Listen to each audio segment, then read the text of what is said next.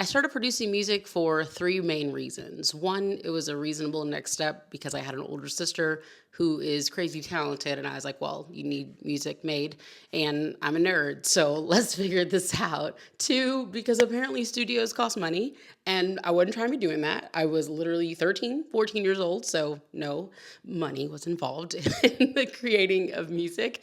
And the third reason is because I wanted a better environment for creating music than what was oftentimes presented. There are oftentimes really great studio environments. I've had incredible experiences with certain producers and artists and stuff like that.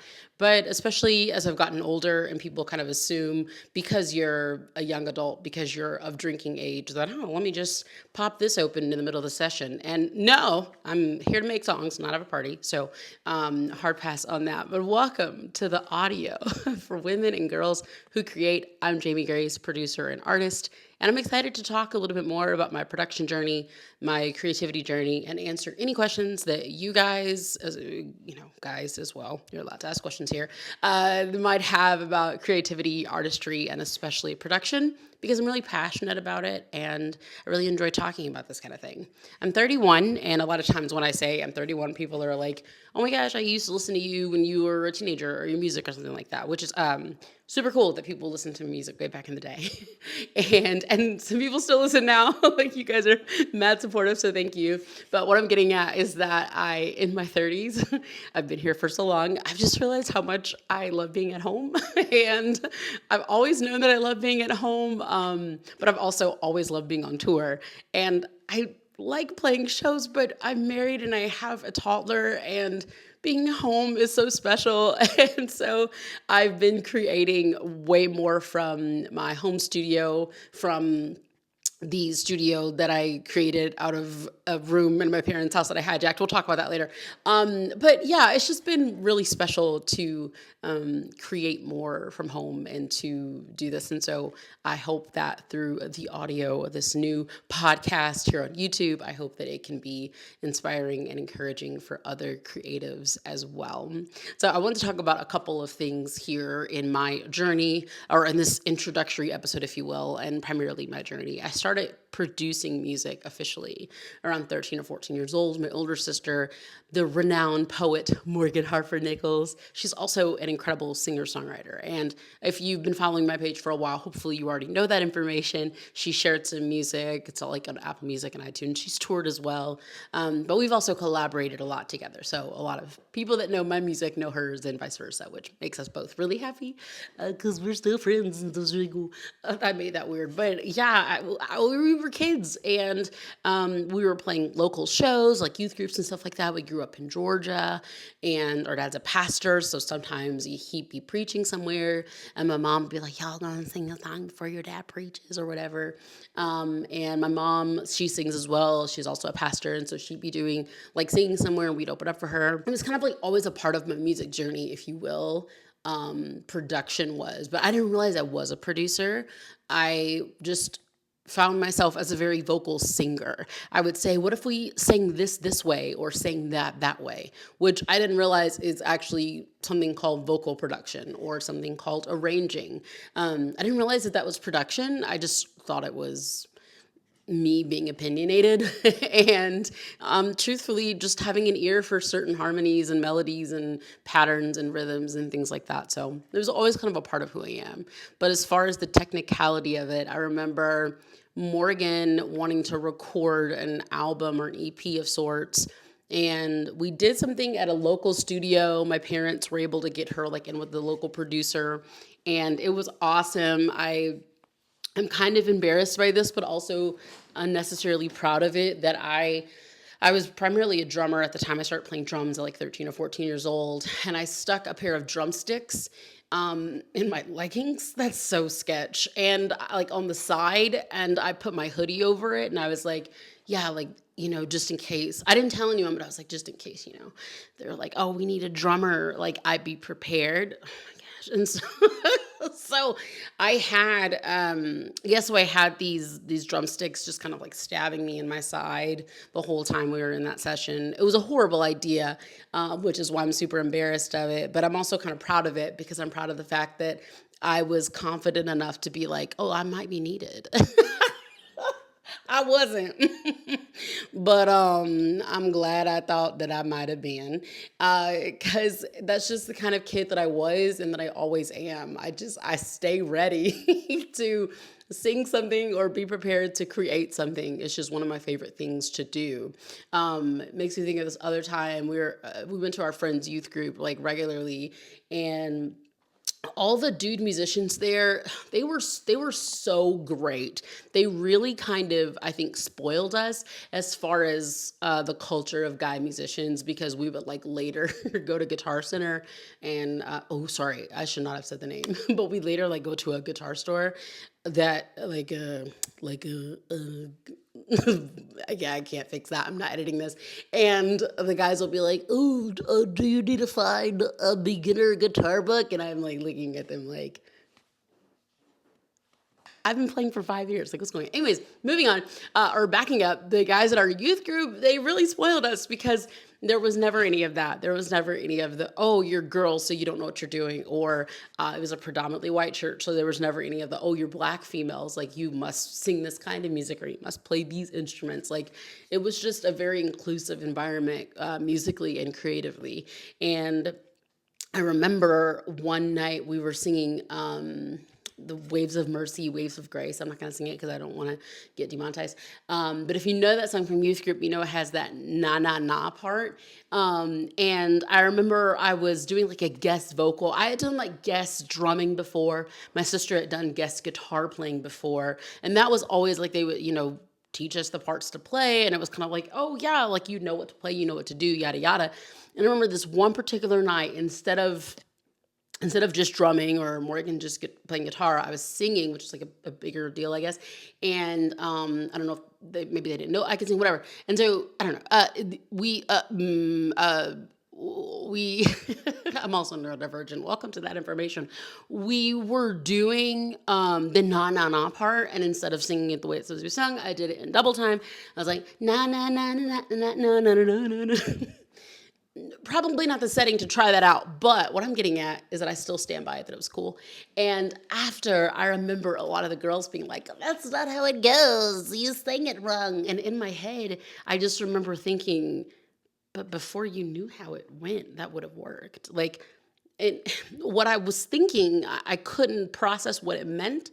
But as I later realized that I was a producer, I was like, oh, that's what my brain does. My brain creates new things and develops new ideas. And sometimes they don't hit. And sometimes I'm not needed to be the drummer. But I'm always creating and I'm always making up stuff. So those early teen years were just this developmental stage in my production process of realizing how much I desired to create and just make something out of nothing, or be ready to make something out of nothing, or make something out of something, but just my own version of that same something. I forgot to put my phone on silent.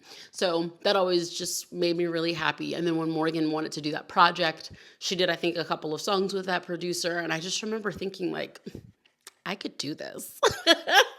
And I went and got, and he was really, really legit producer too, just as far as like kindness and just, we really were privileged to the guys that we were working with, were just really solid dudes when we were first starting out in our early teen years. And so I remember, I think I had saved up some money from, like, we would take our guitars and go, downtown Atlanta and just sing and play and make money here and there. And also, we didn't grow up with a lot of money, but anytime we went to our parents and we were like, we want this, we want to do this, whatever, man, they were just always so gracious. Like, sometimes they would be like, look, I can contribute $10 to this. I know the instrument you want is $250, but I just want you to know, like, this is all we have right now, and I got you as far as I can take you. Like, they were legit, or still are legit.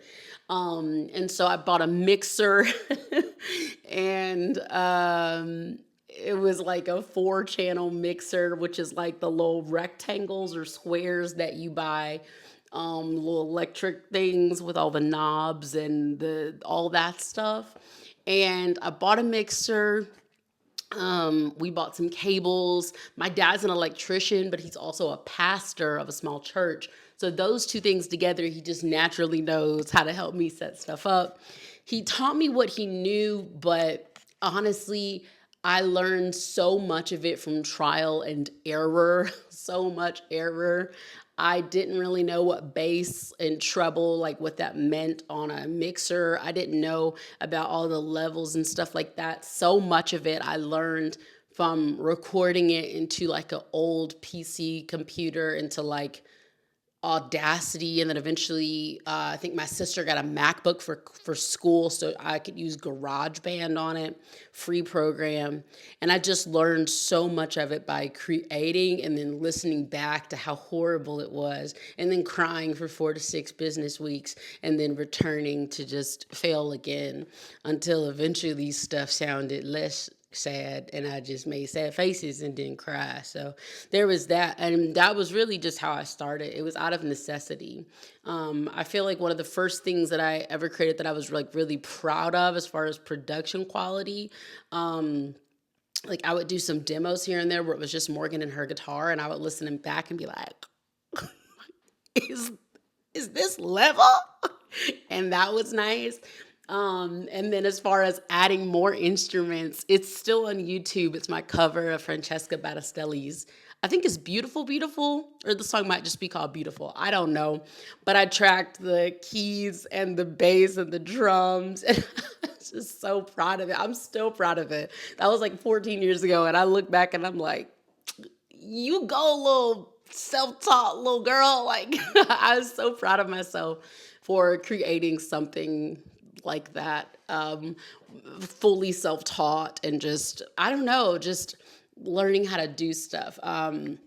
So that just made me happy. And like I said, I was really spoiled by the fact that we just like, there was this one kid named Bobby, played the drums, this kid Kyle that played guitar, this guy Andy that I think he actually helped me pick out the first mixer, that were all from our youth group or our friends' youth groups. This guy Jake that was the lead worship leader, and we just, a lot of it was community, like I said, like my dad obviously taught me some stuff as well, and just having good people around me, that were also learning by trial and error.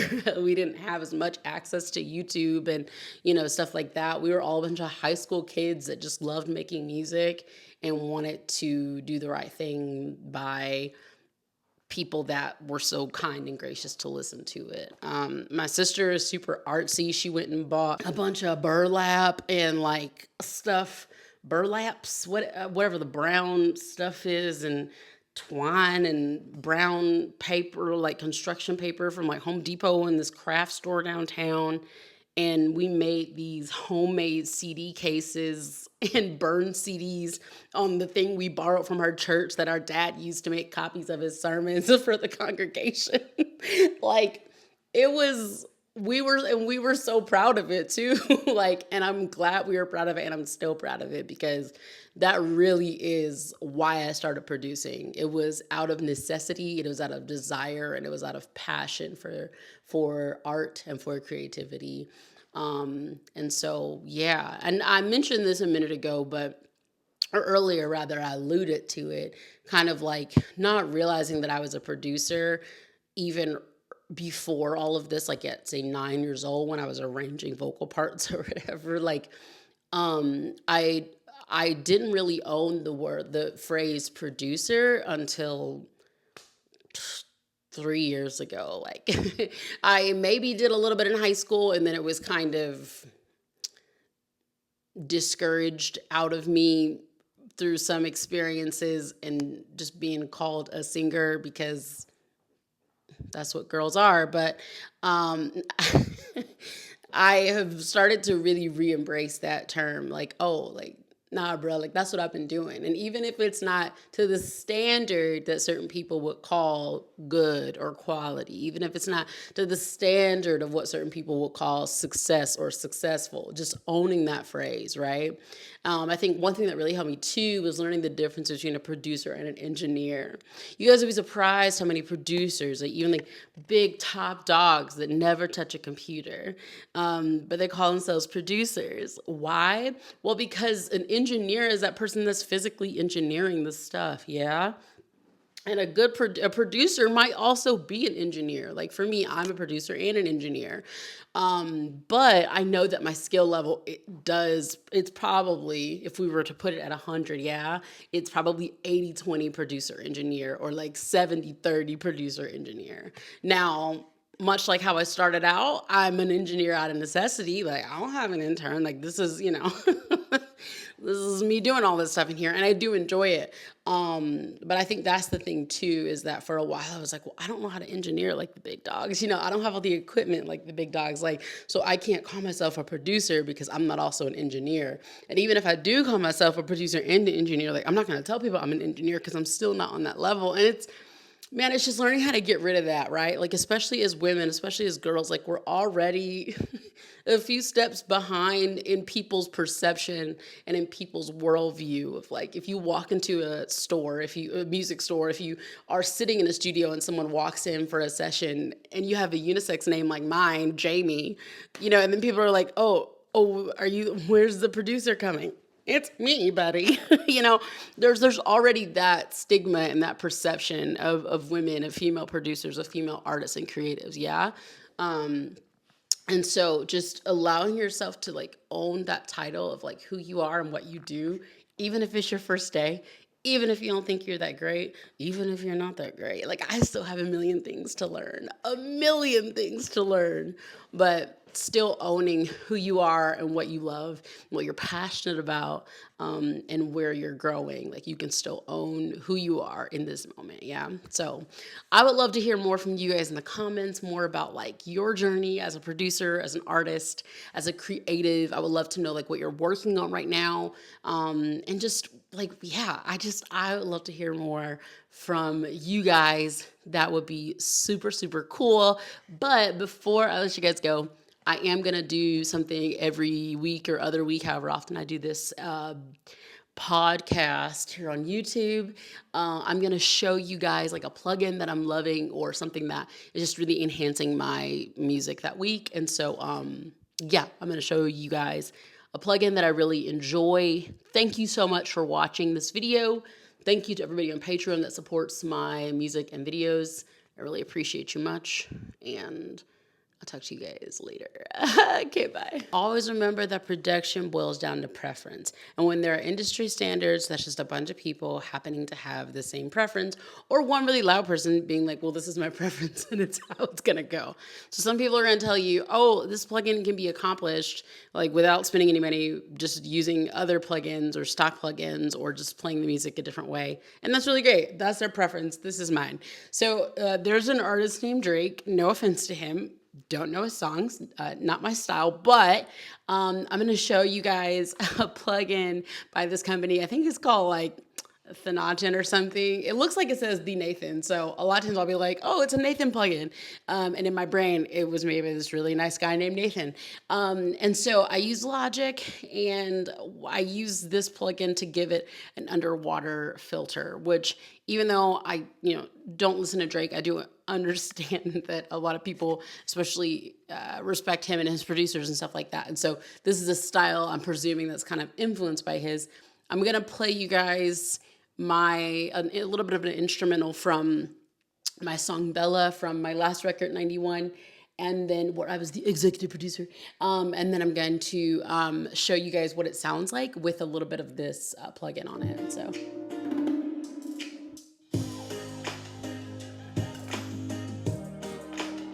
So that's without, and then, so obviously that's with too much, but it really gives an underwater vibe.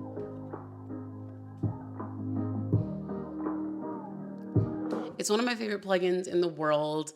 You just, make them cry and stuff. And then with different like levels of it, you can't really see with, I'm not about to do a screen capture for this, but yeah, it's one of my favorite plugins. I like to give it that kind of muffled look. It's on I use it in a lot of my like Jamie Gray's lo-fi stuff that you can find here on my YouTube channel. So if you're looking for a plugin like that, all the info will be in the description, as well as links to everything on my desk.